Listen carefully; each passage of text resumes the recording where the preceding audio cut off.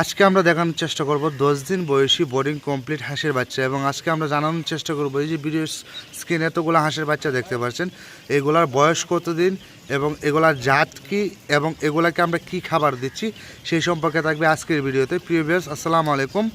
দেশ ও দেশের বাইরে থেকে যারা দেখছেন সবাইকে ওয়েলকাম করছি আলফালা হাঁসের খামার থেকে। আশা করি সবাই ভালো আছেন, সুস্থ আছেন। প্রিভিয়াস আপনি চিন্তা ভাবনা করছেন যে আপনি একটা হাঁসের খামার করবেন, কিন্তু আপনি ভাবতেছেন যে কতগুলা দিয়ে শুরু করব, কোনটা দিয়ে শুরু করব, সেক্ষেত্রে আপনি ভেবে পাচ্ছেন না। সেজন্য আজকের ভিডিওটা আপনার জন্য। আমরা আজকে দেখানোর চেষ্টা করব যে 10 দিন বয়সী বোর্ডিং কমপ্লিট হাঁসের বাচ্চা এবং এই বাচ্চার জন্য আমরা এখানে কতগুলো বাচ্চা যে রয়েছে সেগুলোর জন্য আমরা কতগুলো পানির ট্যাঙ্কি দিয়েছি এবং খাবারটা কী দিচ্ছি সেটা আপনি আজকে জানানোর চেষ্টা করবো ইনশাআল্লাহ। প্রিভিয়াস এখানে আমরা যদি সবগুলো দেখাই, এখানে আপনার 3000-এর মতো বাচ্চা রয়েছে এবং এখানে কিন্তু প্রায় 56 থেকে 57টা পানির ট্যাঙ্কে রয়েছে। শুধু পানির ট্যাঙ্ক দেখেন, আমি যেখানে বসে আছি এইখানেও কিন্তু পানির ট্যাঙ্ক আছে। আপনি যত খাবার খাওয়ান না কেন, আপনাকে মাছবি হাঁসের খামার করতে হলে পানিটা বেশি জরুরি। আপনি খাবার একক তো কম দেন তাতে সমস্যা নেই, যদি পানিটা কম দেন তাদের সমস্যা হবে। সেক্ষেত্রে আমরা দেখেন পর্যাপ্ত পরিমাণ ট্যাঙ্কি দিয়ে রাখছি এখানে, যাতে তারা ইচ্ছা মতন মন মতন খাবার খেতে পারে। এবং আপনারা নতুন উদ্যোক্তা আছেন যে আপনারা ভাবতেছেন যে খামার করবেন, সেক্ষেত্রে আমি আপনার জন্য সাজেস্ট থাকবে যে আপনার 15 দিন বয়সী বোর্ডিং কমপ্লিট যেটা আছে সেটা নিয়ে খামারটা শুরু করেন। আপনি 15 দিন বয়সী হাঁসটা নিয়ে যদি খামারটা শুরু করেন, ইনশাল্লাহ আশা করি আপনি লাভবান হতে পারবেন। কেননা 15-10 দিন পর থেকে কিন্তু হাঁসের বাচ্চা মরার রোগ সে আর আসে না তেমনভাবে। এমন 7 দিন পর্যন্ত যদি 7 দিন বয়স হয়ে যায়, সেক্ষেত্রে দেখবেন যে একটা বাচ্চা সব সুস্থ সবল হয়ে যাবে এবং তাদের গুডনেসও চলে আসবে এবং তাদের যে চলাফেরার শক্তি সেটাও কিন্তু চলে আসবে। পরবর্তীতে কিন্তু ইনশাল্লাহ সমস্যা হবে না। কিন্তু সমস্যাটা আপনার 7 দিন আগেই হয়, 7 দিন পরে কিন্তু ইনশাল্লাহ আহামরি কোনো সমস্যা হয় না। সেক্ষেত্রে সবচেয়ে 10 দিনেরটা নিলেও ভালো হবে, তার থেকে বেশি ভালো আপনারা 15 দিনটা নিলে। এখানে আমাদের এখানে 3000+ হাঁসের বাচ্চা রয়েছে এবং এগুলার জাত হলো যাতে কাকি ক্যাম্বেল এবং জেন্ডিং জাতের এখানে আছে। আর এবং এখানে যা দেখতে পাচ্ছেন সবগুলো কিন্তু এখানে মহিলা বাচ্চা। এখন আমরা খাবারের ক্ষেত্রে যদি আসি, এটা খাবার দেওয়া হচ্ছে ফিড, শুধু ফিড দিচ্ছি। ব্রয়লার ফিড যেটা আছে গোয়ার স্টার্টার, এই ফিডটা শুধু আমরা ফিড দিচ্ছি।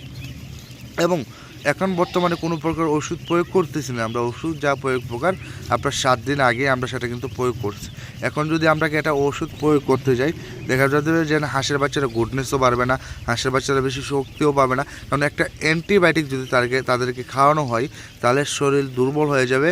বা এরকম যে এই যে সুন্দরভাবে চলাফেরাটা করতে পারতেছে বা সুন্দরভাবে যে খাবারটা খাইতেছে, পানি খাইতেছে, সেটা কিন্তু তখন আর খাইতে পারবে না। সেজন্যই আপনার যত কম অ্যান্টিবায়োটিক প্রয়োগ করতে পারেন তাদেরকে জন্য কিন্তু ততই ভালো।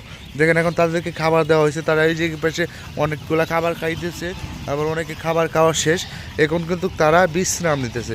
এখন তাদের শরীরে যেহেতু খাবার খাইলে, যখন একটা মানুষও যখন খাবার খায়, খাবার পাওয়ার পরে কিন্তু তাদের একটু রেস্টের প্রয়োজন। এরকমভাবে কিন্তু তারা কিন্তু এখন পানি খাইতেছে, পানিটা খাওয়ার পরে এইরকমভাবে সাইডে এক জায়গায় বসে যাবে। যে জায়গাটা শুকনো থাকবে, অনেক জায়গায় তো হয় ভিজা যায়, যে ভিজা জায়গাটা ভাত, বাকি যে শুকনো জায়গাটা আছে এই শুকনো জায়গাটা কিন্তু এরকমভাবে তারা বসে থাকবে। এবং এক নজর যদি আপনাদেরকে আমি পানির ট্যাঙ্কিগুলো দেখাই, দেখেন এখানে কিন্তু আপনার কম হলেও 56টা আছে। আমরা কিন্তু প্রায় আপনার দেখা যাচ্ছে যে শতে কিন্তু 2টা ট্যাঙ্কি দিয়েছি এবং বড় ছোটো সব মিলাই কিন্তু এখানে আছে। আপনারা চেষ্টা করবেন যে বড় ছোটো সব সময়। এবং আরেকটা বিষয় যেটা হলো, আপনার 7 দিন পর্যন্ত যদি হাঁসের বাচ্চাটা আপনি একদিনের বাচ্চাটা নিয়ে বোর্ডিং করে, যদি আপনার বোর্ডিং করার অভিজ্ঞতা থাকে তাহলে করিয়েন। যদি বোর্ডিং করার অভিজ্ঞতা না থাকে তাহলে আপনারা বাচ্চা দিয়ে বোর্ডিং করিয়েন না, আপনারা 0 বাচ্চা দিয়ে বোর্ডিং করেন না, আমি বারবার সতর্ক করে দিয়েছি। আর যদি অভিজ্ঞতা থাকে তাহলে অন্য বিষয়। সেক্ষেত্রে যারা আপনারা চিন্তা ভাবনা করতেছে বোর্ডিং করবেন, তাদের জন্য মাসবি আপনারা এই ছোটো যে ট্যাঙ্কগুলো রয়েছে সেইগুলো কিন্তু আপনারা 0 বাচ্চা 1 দিন থেকে 7 দিন পর্যন্ত দেবেন। বাদ বাকি পরে আপনার বড় ছোটো মিলিয়ে দিবেন। কারণ অনেকে আছে শরীরটা ভিজে যাবে এবং ভিজে যাওয়ার পর তাদের মারা যাওয়ার সম্ভাবনা থাকে। সেক্ষেত্রে সেইগুলো সুরক্ষিত রাখবেন। এবং খামার করতে হলে আপনি নিজেকে সতর্ক রাখতে হবে। আপনি নিজে যদি সতর্ক হন, ইনশাল্লাহ আপনি খামার করে লাভবান হতে পারবেন।